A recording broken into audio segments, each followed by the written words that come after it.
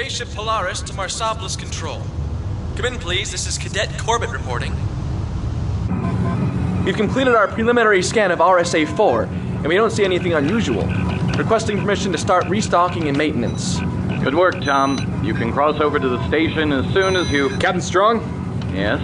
Cadet Manning here. I'd like to resubmit my request to distribute sidearms before we check out. Come on, Roger. Do you have to go through that again? What are you trying to prove? Trying to keep us safe, Astro. There may not be a skull and crossbones on that station we're hovering next to, but there still might be pirates hiding inside. It's a rescue station, Roger. Exactly. RSA-4 is filled with food and spare parts and oxygen for ships in trouble. It's the perfect place for the Ultraxians or one of the other pirate bands to hide and ambush people. And if anyone had come on board, the station's computer would have alerted Marsopolis Control. Maybe. It would depend on whether the pirates had a good hacker. That's enough, you two. Don't make me come back there. I'm afraid Astro's right, Roger. I appreciate your concerns, but nothing we've seen from the cadets servicing the stations justifies opening the weapons lockers. Weapons locker. Dock with the station and get to work. Secure docking bay. Okay, this is strange. Something wrong, Astro?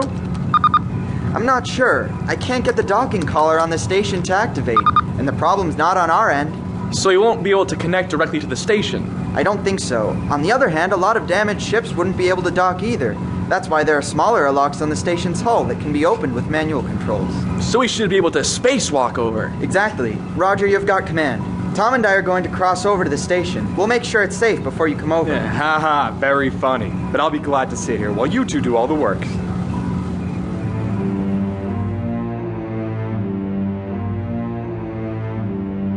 Jetpack secured. Open airlock.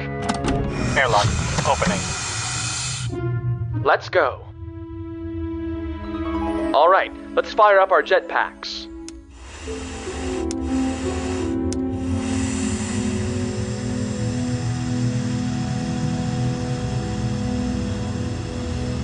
I see one of the hatches you were talking about. Astro, tell me you're doing that. I wish I could, Tom, but I can't. The hatch is opening by itself. How? It's probably just a malfunction of some sort. We might not be able to use this airlock, but let me try the controls before I say for sure. The hatch doesn't seem to be jammed. Just give me a second and... Ah! Tom, are you okay? The door! It closed on my arm! I didn't do anything, I swear. I know. Just get it open. One of those controls should work.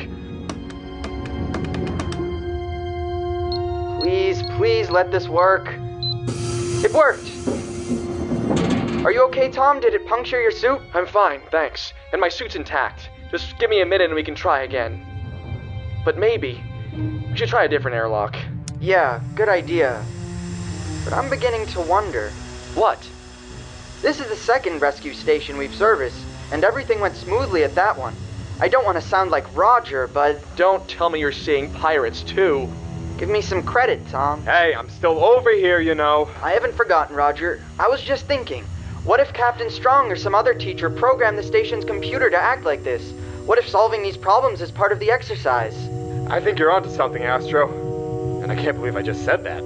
It's possible, I suppose. I just don't think it's likely. If you're right, though, that means we're going to have to go back in to finish the exercise. And we're not going to get any extra credit if we shoot up the place. Let's try this airlock. We're in. Now where? I just called up the ship schematic on my helmet's visor screen. I think I got it. This corridor should take us to the control deck. About time you got a break. Once we get to the control deck, we can run a full diagnostic on the station's computers. Then maybe we won't get caught by surprise again. I hear you. Back on Venus, I used to go out with my parents when they serviced these rescue stations there. These deep space stations, though, are totally different.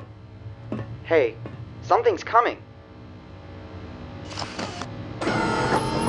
It's a maintenance robot, and it's a new one. A DW9000, I think. Something's wrong with its laser torch. Ah! Holy Ishtar! It got my suit! Can you patch it? Yeah, I'll be okay, as long as it doesn't malfunction again! To keep listening to this audiobook for free, click the link in the description. It will take you to a free Audible trial where you can listen to this and many other books for free for 30 days.